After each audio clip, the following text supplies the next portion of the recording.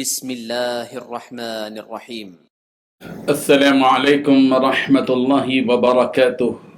الحمد للہ رب العالمین والصلاة والسلام علی اشرف الانبیاء والمرسلین محمد وآلہ وصحبہ اجمعین، اما بعد۔ حاضرین و ناظرین، یہ درس نمبر 1352 ہے اور آج سورۃ الحج کی 2 آیتوں کی تلاوت و تشریح کی جائے گی، آیت نمبر 73 اور 74، 73 and 74۔ چلے سب سے پہلے ان 2 آیتوں کی تلاوت کرتے ہیں، لفظی ترجمے اور ترجمے کے بعد تشریح کرتے ہیں۔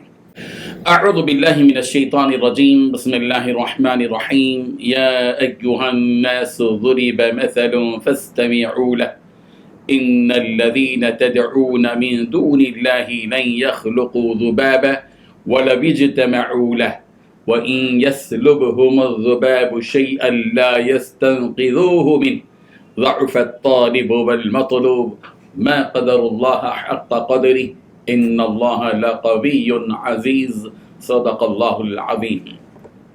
لفظی ترجمہ یوں ہے، یا ایھا الناس، اے لوگو، ضرب مثل، مثال بیان کی گئی ہے، فاستمعوا، لہذا تم کان لگاؤ، لہو، اس کے لیے، یعنی غور سے سنو، ان الذین، بے شک وہ لوگ جنہیں تدعون، تم پکارتے ہو، من دون اللہ، اللہ کے سوا، لن یخلقوا، ہرگز وہ پیدا نہیں کر سکتے، ذبابا، ایک مکھی بھی، ولو اجتمعوا، اگرچہ وہ اکٹھے ہو جائیں، لہو، اس کے لیے، وَإِنْ، اور اگر، یسلبهم الذباب شیئا، ان سے مکھی کچھ چھین لے، لا یستنقذوا، تو وہ اس کو نہیں چھڑا سکتے، منہ، اس سے، ضعف، کمزور ہے، الطالب، طلب کرنے والا، عابد، والمطلوب، اور وہ جس سے طلب کیا جاتا ہے، معبود، ما قدر اللہ، انہوں نے اللہ کی قدر نہیں کی، حقا، جس طرح حق ہے، قدر ہی اس کی قدر کرنے کا، ان اللہ، بے شک اللہ، لقوی، نہایت قوت والا ہے، عزیز، خوب غالب ہے۔ ترجمہ یوں ہے، لوگو، ایک مثال بیان کی جا رہی ہے، اب اسے کان لگا کر سنو۔ تم لوگ اللہ کو چھوڑ کر جن کو دعا کے لیے پکارتے ہو، وہ ایک مکھی بھی پیدا نہیں کر سکتے، چاہے اس کام کے لیے سب کے سب اکٹھے ہو جائیں، اور اگر مکھی ان سے کوئی چیز چھین کر لے جائے تو وہ اس سے چھوڑا بھی نہیں سکتے۔ ایسا دعا مانگنے والا بھی خدا، اور جس سے دعا مانگی جا رہی ہے وہ بھی خدا۔ ان لوگوں نے اللہ کی ٹھیک قدر ہی نہیں پہچانی۔ حقیقت یہ ہے کہ اللہ قوت کا بھی مالک ہے، اقتدار کا بھی مالک۔ ان 2 آیتوں میں 9 باتیں بتلائی گئی ہیں۔ پہلی بات، اے لوگ، ایک مثال بیان کی جا رہی ہے، اب تم اس مثال کو کان لگا کر سنو۔ دوسری بات، تم اللہ کو چھوڑ کر جن کو دعا کے لیے پکارتے ہو، وہ ایک مکھی بھی پیدا نہیں کر سکتے۔ تیسری بات، چاہے اس کام کے لیے سب کے سب اکٹھے ہو جائیں۔ چوتھی بات، اگر مکھیوں سے کوئی چیز چھین کر لے جائے تو وہ بت ایسے ہیں کہ اس سے چھڑا بھی نہیں سکتے۔ پانچویں بات، چاہے اس کام کے لیے سب کے سب اکٹھے ہو جائیں۔ چھٹویں بات، اگر مکھیوں سے کوئی چیز چھین کر لے جائے تو اس سے چھڑا بھی نہیں سکتے۔ چھٹویں بات، ایسا دعا مانگنے والا بھی بودا، اور جس سے دعا مانگی جا رہی وہ بھی بودا ہے۔ اور ساتویں بات، ان لوگوں نے اللہ کی ٹھیک قدر ہی نہیں پہچانی۔ اور آٹھویں بات، حقیقت یہ ہے کہ اللہ قوت کا بھی مالک ہے، اقتدار کا بھی مالک ہے۔ گویا ان 2 آیتوں میں کل 8 باتیں بتلائی گئی ہیں۔ بزرگان محترم، اللہ تبارک و تعالی نے یہاں یا ایھا الناس، اے لوگوں کے ذریعے ساری انسانیت کو پکار کر شرک سے متعلق ایک اہم مثال دینے سے پہلے آگاہ کیا ہے کہ اس مثال کو غور سے سنو۔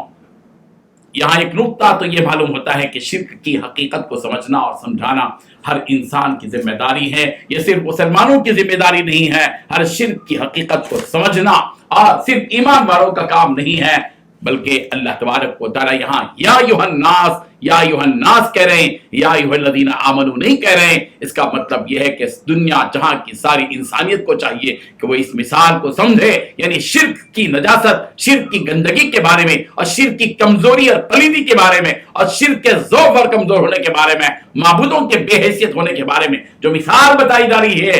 اے لوگو، دنیا جہاں کے سارے انسانوں، اس حقیقت کو تم سنو۔ اور اس مثال کے ذریعے اللہ تبارک و تعالی سمع یسمعو سے فاسمعو نہیں کہا، سنو نہیں کہا، بلکہ کہا فاستمعو، کہا غور سے سنو۔ یعنی اس مثال کو سارے ہنگاموں کے درمیان میں مت سنو، بات چیت کرتے ہوئے یوں ہی مت سنو، بلکہ پوری طرح یکسو ہو کر خاموش رہ کر اس مثال کو سنو اور ان باطل معبودوں کی حقیقت کو سمجھو، ان کی حالت کو سمجھو۔ جب تم ان باطل معبودوں کی حقیقت کو سمجھ جاؤ گے تو ان باطل معبودوں کی عبادت کرنے والوں کی حالت کو بخوبی سمجھ سکتے ہو، یہ کس قدر بے حیثیت اور برے ہیں جو ایک اللہ کو چھوڑ کر بے حیثیت معبودوں کی عبادت کر رہے ہیں۔ اس کے بعد ان باطل معبودوں کی حقیقت سمجھائی جا رہی ہے کہ تم اللہ تعالیٰ کو چھوڑ کر جن جن کی عبادت کرتے ہو، یعنی یہ بت، یہ مورتیاں وغیرہ، ان کی حالت تو یہ ہے کہ کسی ایک مکھی کو بھی یہ اپنے ارادے سے پیدا نہیں کر سکتے۔ اگر دنیا جہاں کے سارے باطل معبود بھی مل جائیں اور سب مل کر دنیا کی کوئی بڑی چیز نہیں، آسمان، زمین، سورج، ستارے، سیارے، پہاڑ، سمندر، یہ نہیں، چھوٹی سی چیز، معمولی سی چیز، ایک مکھی کی بھی بات کہی جا رہی ہے، یہ مکھی بھی پیدا نہیں کر سکتے یہ بت جن کی عبادت کر رہے ہیں لوگ۔ یہ ہے بت۔ اسی طرح یہ جو بت ہیں ان کی حالت یہ ہے۔ اس سے بڑھ حضرت ابو ہریرہ رضی اللہ عنہ فرماتے ہیں کہ اس سے بڑھ کر ظالم کون ہو سکتا ہے جو یہ سمجھتا ہے کہ یہ بت اسی طرح پیدا کر سکتے ہیں جیسے میں پیدا کرتا ہوں۔ اگر ایسا ہے تو وہ میں نے جیسا پیدا کیا ہے اسی طرح کوئی مکھی یا کوئی دانہ پیدا کر کے بتلا دے۔ ان لچر اور کمزور معبودوں کی حالت یہ ہے کہ اگر کوئی مکھی ان کے پاس سے کوئی چیز لے کر جائے تو ان بتوں میں اتنی بھی طاقت نہیں کہ وہ بت اس مکھی سے کوئی چیز چھڑا لے واپس۔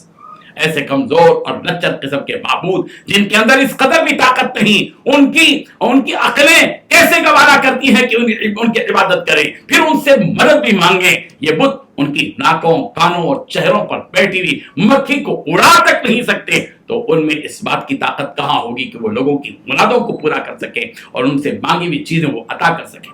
اللہ کو چھوڑ کر دوسروں کی عبادت کرنے والے یہ مشرک بھی کمزور ہیں، لچر ہیں، اور یہ جن کی عبادت کر رہے ہیں یعنی یہ بت، یہ بھی لچر ہیں، کمزور ہیں۔